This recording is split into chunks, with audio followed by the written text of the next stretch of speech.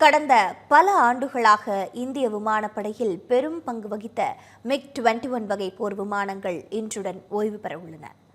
MiG-21 1963ஆம் ஆண்டில் Soviet ஒன்றியத்திலிருந்து இந்தியாவிற்கு கொண்டு வரப்பட்டது.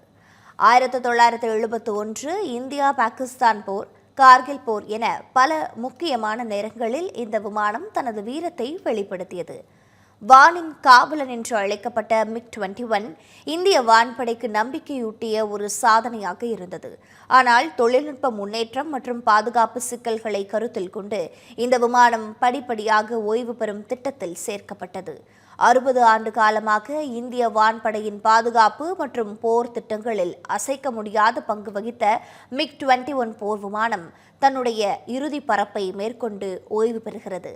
சண்டிகர் விமானப்படை தளத்தில் நடைபெறவுள்ள இந்த இறுதி நிகழ்வில் அந்த வரலாற்று பறப்பை ஸ்குவாட்ரன் லீடர் பிரியா சர்மா நடத்த உள்ளதாகவும் தகவல்கள் வெளியாகியுள்ளன.